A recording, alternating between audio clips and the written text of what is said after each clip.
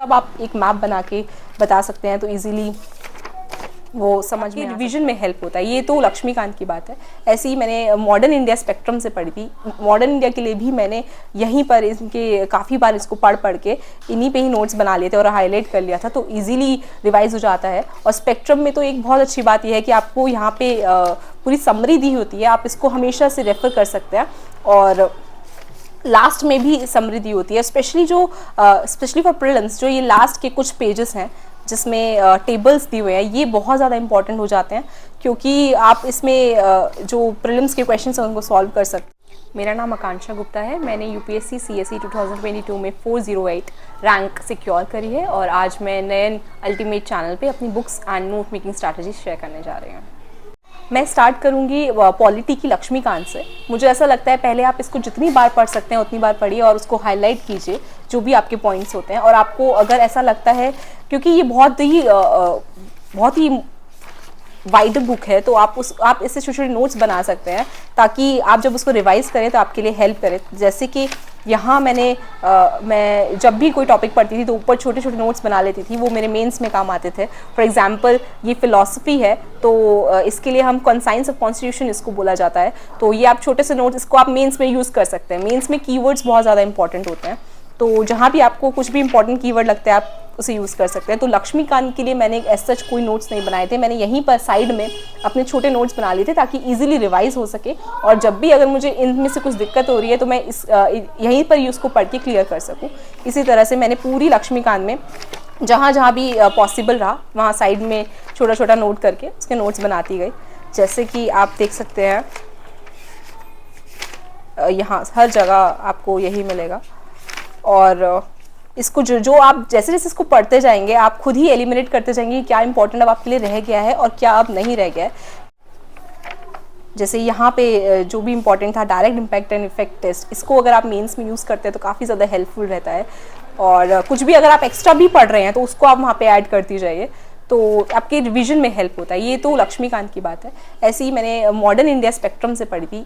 Modern India के लिए भी मैंने यहीं पर इनके काफ़ी बार इसको पढ़ के इन्हीं पे ही नोट्स बना लिए थे और हाईलाइट कर लिया था, तो इजीली रिवाइज हो जाता है। और स्पेक्ट्रम में तो एक बहुत अच्छी बात यह है कि आपको यहाँ पे पूरी समरी दी होती है, आप इसको हमेशा से रेफर कर सकते हैं।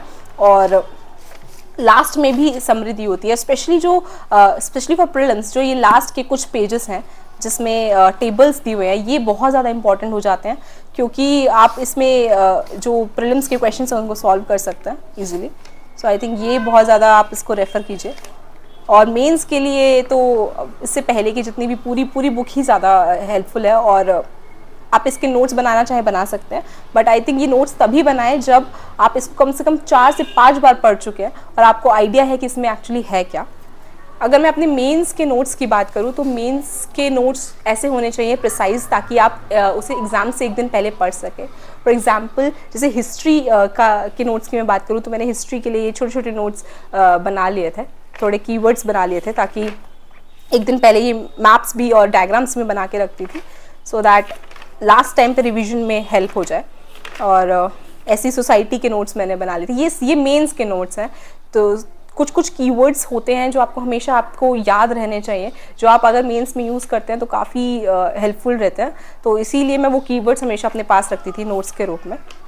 और ऐसे ही मेरे ये मेंस के नोट्स हैं। कुछ ऐसे आप ऐसे डायग्राम बना सकते हैं। मैप्स बहुत ज़्यादा रोल प्ले करते हैं। फॉर एग्जाम्पल अगर आपको इंडिया इजराइल डिफेंस की बात करनी है तो आप ऐसे डायग्राम बना के उसको इजीली बता सकते हैं। आपके पास अगर टाइम की भी कमी है और आपको क्वेश्चन अटेम्प्ट करना है तो ये बहुत अच्छी स्ट्रैटेजी रहती है जो हेल्प करती है। ऐसी आपका स्पेशली ज्योग्राफी में बहुत ज़्यादा इंपॉर्टेंट होता है ऐसे मैप्स बनाना, और काफ़ी ज़्यादा इम्पैक्टफुल रहता है ये। आपको अफ्रीका के बारे में कुछ बताना है तो आप उसकी पूरी डिटेल उसकी मैप के अंदर लिख सकते हैं। ये काफ़ी अच्छी स्ट्रैटेजी रहती है। इंटरनेशनल रिलेशन में आप हमेशा ये मेंशन कर सकते हैं, जैसे इंडिया नेपाल का अगर कॉन्फ्लिक्ट है तो आप इस तरह से मैप बना के उसका जो भी इनकी कॉन्फ्लिक्टिंग पॉइंट्स हैं उनको मेंशन कर सकते हैं मैप में। आप ऐसा कुछ इनोवेटिव तरीका ले सकते हैं, जैसे द प्रीएम्बल, जिसको हम ब्रेन ऑफ इंडियन कॉन्स्टिट्यूशन बोलते हैं, तो आप उसको ब्रेन बना के उसके जो मेजर ऑब्जेक्टिव्स हैं प्रीएम्बल के उनको मेंशन कर सकते हैं, जैसे इसमें यहाँ पे मैंने कर रखा है। ऐसे आप यहाँ पे पाई चार्ट बना सकते हैं। पाई चार्ट काफ़ी अट्रैक्टिव लगते हैं मेंस के आंसर्स में, और इस तरह से डायग्राम्स आप हमेशा काफ़ी हेल्प करते हैं। आप इजीली समझा सकते हैं आप क्या कहना चाह रहे हैं, और आपको ज़्यादा लिखना भी नहीं पड़ता है, और कम टाइम में आपका आंसर हो जाता है। ऐसे ग्राफ बना सकते हैं, और ये आपके हमेशा आपके बिफोर हैंड आपके पास अगर रहेंगे तो आप लास्ट में इजीली रिवाइज करके उसको पेपर में लिख सकते हैं। जैसे ये काफ़ी सारे ग्राफ्स मैंने बनाए थे। ये मैप है, ये इंटरनेशनल रिलेशन में जो भी इंटरनल सिक्योरिटी में जो भी इश्यूज़ हैं वो हर उस एरिया, जोग्राफिकल एरिया के हिसाब से मैंने लिख रखा है। फॉर एग्जांपल यहाँ पे सबसे बड़ा इशू है ड्रग ट्रैफिकिंग का, यहाँ पे जो कोस्ट लाइन है यहाँ पे क्या इशू है, रोहिंग्यास का इशू, गोल्डन ट्रायंगल का इशू, वो सब आप एक मैप बना के बता सकते हैं, तो ईजीली वो समझ में आ सकता है। इसी तरह से यहाँ पे ये साइंस के मेरे नोट्स हैं।